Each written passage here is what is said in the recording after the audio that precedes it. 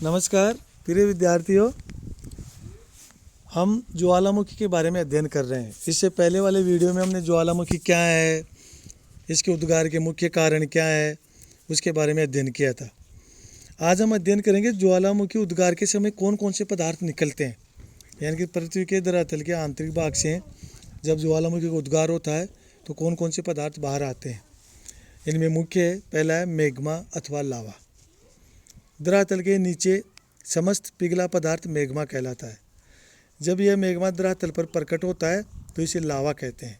लावा और मैग्मा में इतना अंतर है, जब ये धरातल के आंतरिक भाग में होता है तो मैग्मा कहते हैं और धरातल के बाहर आने के बाद इसको लावा कहते हैं।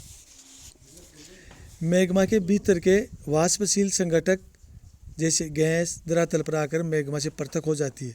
इस प्रकार मैग्मा ही लावा का जनक या स्रोत होता है। लावा भी कई प्रकार का होता है, जिसको निम्न भागों में बांटा गया है। सिलिका की मात्रा के आधार पर इसे दो भागों में बांटा है। अम्ल प्रधान लावा, जिसमें सिलिका की मात्रा अधिक होती है, और क्षारीय लावा, जिसमें सिलिका की मात्रा कम होती है। रासायनिक एवं खनिज संगठन के अनुसार इसको तीन भागों में बांटा है। फेल्सिक लावा, यह हल्के रंग वाले खनिजों में क्वार्ट्ज तथा फेल्सपार मुख्य होते हैं। इनमें सिलिका की मात्रा 74% होती है। एल्यूमिनियम 14%, सोडियम व पोटेशियम 7%, लोहा व मैग्नीशियम 2%, कैल्शियम 1.8% और इसके अलावा अन्य पदार्थ 1.2% होते हैं। इसको फेल्सिक लावा कहते हैं। मैफिक लावा, इसमें गहरे रंग के खनिजों की अधिकता होती है। Magnesium 18%, silicon 49%, aluminium 16.5%, calcium 9.5%। मध्यस्थ लावा, इसमें फेल्सिक लावा की अपेक्षा सिलिका की मात्रा कम होती है, उसे हम फेल्सिक लावा कहते हैं। मैग्मा के अलावा दूसरे नंबर पर है गैस एवं जलवाष्प।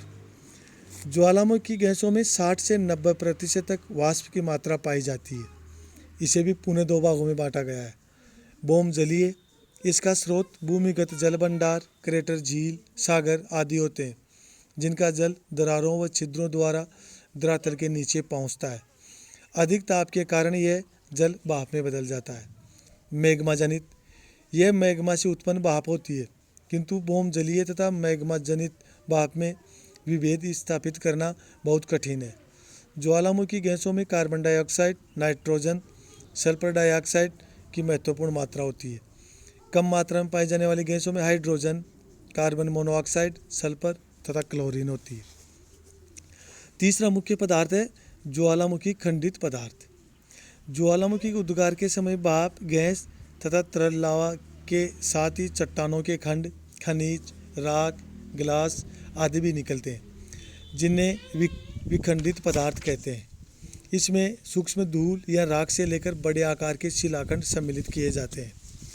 इसको भी फिर पुनः छोटे भागों में विभाजित किया गया है, जैसे ज्वालामुखी धूल या राख, ये अत्यंत सूक्ष्म कण होते हैं। लेपिली, मटर या सुपारी के आकार के दानों को लेपिली कहते हैं। स्कोरिया, चने के दाने के आकार के कण को स्कोरिया कहते हैं।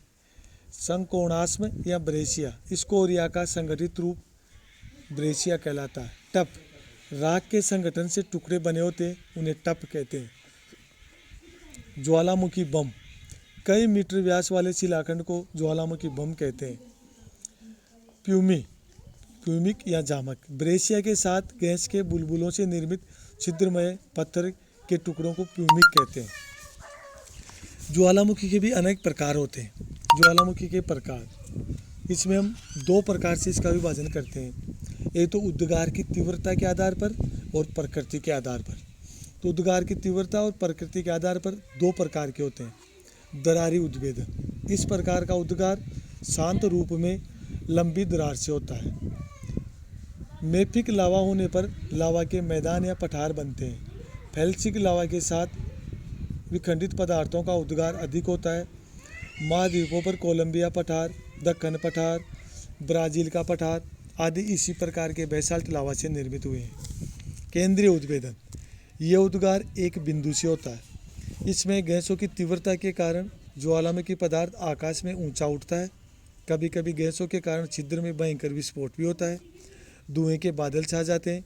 थोड़ी देर बाद विखंडित पदार्थों की वर्षा सी होने लगती है और कुल पदार्थ एक गुंबद या शंकु के रूप में छिद्र के ऊपर एकत्रित हो जाते हैं। ऐसे उद्गार विनाशकारी होते हैं। प्राय इनके साथ भूकंप भी आते हैं। इस प्रकार के उद्भेदन में निष्कासित पदार्थ उद्गार की अवधि तथा प्रकृति में काफ़ी भिन्नताएं पाई जाती है। अन्य विद्वानों ने कुछ अन्य वर्ग भी सम्मिलित किए हैं, जैसे स्ट्राम्बोलियन तुल्य ज्वालामुखी। भूमध्य सागर में सिसिली के उत्तर में लिपारी द्वीप पर स्ट्राम्बोली नामक ज्वालामुखी स्थित है। इसमें हवायन की अपेक्षा कम तरल बेसाल्ट लावा प्रवाहित होता है। लावा के साथ ज्वालामुखी धूल, जामक, स्कोरिया, बम आदि पदार्थ निकलते रहते हैं। वल्केनियन तुल्य ज्वालामुखी। भूमध्य सागर में लिपारी द्वीप पर स्थित वल्केनो नामक ज्वालामुखी में भयंकर उद्गार होते हैं। इसमें गाढ़ा चिपचिपा तथा लसदार लावा निकलता है। प्रत्येक उद्गार के पश्चात ज्वालामुखी बंद हो जाता है, जिसे दोबारा तोड़ने के लिए भीषण उद्गार होता है। विसुवियस तुल्य ज्वालामुखी। इटली के माउंट विसुवियस के उद्गार का पर्यवेक्षण 1979 में प्लिनी ने किया था, अतः इसे प्लिनियन प्रकार का ज्वालामुखी भी कहते हैं। ये प्राय वल्केनियन की भांति होता है। गैस या विखंडित पदार्थ अधिक ऊंचाई तक पहुंच जाते हैं। पीलियन तुल्य ज्वालामुखी।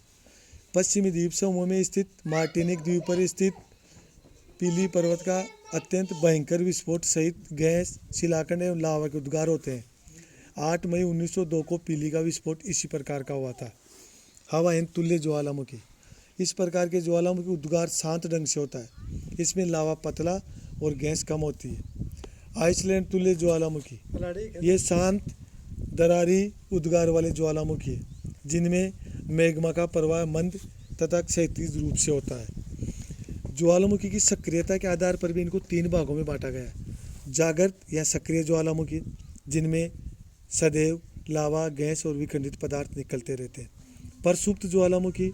ऐसे ज्वालामुखी उद्गार जिनमें लंबी अवधि तक शांत रहते हैं तथा अचानक पुनः सक्रिय हो जाते हैं। शांत या मृत ज्वालामुखी। ऐसे ज्वालामुखी जो सदा के लिए शांत हो जाते हैं और उनके मुख में जल भर जाता है। ज्वालामुखी क्रिया का वितरण। परंपरागत रूप से ज्वालामुखी को सुनिश्चित पेटियों में दर्शाया जाता है। सामान्यतः ज्वालामुखी उद्गार के लिए कमजोर भूपटल तथा जल की उपस्थिति आवश्यक है। प्लेट विवर्तनी के आधार पर ज्वालामुखियों का वितरण अधिक मान्य तथा विश्वसनीय लगता है। विश्व के 80% ज्वालामुखी विनाशात्मक प्लेट किनारे के सहारे स्थित है तथा 15% ज्वालामुखी रचनात्मक प्लेट किनारे के सहारे पाए जाते हैं और शेष ज्वालामुखी प्लेटों के आंतरिक भाग में स्थित होते हैं। परंपरागत वितरण तथा प्लेट विवर्तनी के सम्मिलित आधार पर ज्वालामुखी वितरण में निम्न पेटियों में दर्शाया है। परिप्रशांत पेटी। संसार के लगभग 2/3 ज्वालामुखी प्रशांत महासागर के दोनों तटों के सहारे, द्वीपचाप तथा समुद्री द्वीपों के सहारे मिलते हैं। यह पेटी अग्निवलय कहलाती है। यहाँ ज्वालामुखी का वितरण विनाशात्मक प्लेट किनारे पर पाया जाता है। इस पेटी का प्रधान क्षेत्र पूर्वी द्वीप समूह है। अकेले जावा द्वीप में 43% ज्वालामुखी पाए जाते हैं। मध्य महाद्वीपीय पेटी। इस पेटी का आरंभ रचनात्मक प्लेट किनारे अर्थात मध्य अटलांटिक महासागरीय कटक के अपसरण मंडल से होता है। आइसलैंड से हेकला पर्वत से ये पेटी आरंभ होती है। यहाँ अनेक दरारी उद्गार वाले ज्वालामुखी स्थित है। इनमें लाकी ज्वालामुखी का 1783 में दरारी उद्गार उल्लेखनीय है। मध्य अटलांटिक पेटी। इससे महासागरीय कटक पेटी भी कहते हैं, क्योंकि इस पेटी में महासागरीय कटक के सहारे ज्वालामुखी स्थित है। कटक के सहारे भ्रंशन क्रिया होती है, जिसका प्रभाव भूपटल के नीचे दुर्गंधता मंडल तक होता है। अंतरा प्लेट ज्वालामुखी। प्लेटों के भीतर होने वाली ज्वालामुखी क्रिया के बारे में अधिक जानकारी अपने को नहीं है और वर्तमान में इसके ऊपर शोध कार्य चल रहा है। प्रशांत महासागरीय तली में 3 मुख्य ज्वालामुखी श्रृंखलाएं पाई जाती है। उनमें से एक हवाई द्वीप से उत्तर पश्चिम में कमचटका तक विस्तृत है। केवल हवाई द्वीप पर सक्रिय ज्वालामुखी स्थित है। शेष श्रृंखला में शांत एवं जलमग्न ज्वालामुखी स्थित है तथा हवाई द्वीप के अपवाद सहित ये एक भूकंप रहित कटक है। धन्यवाद।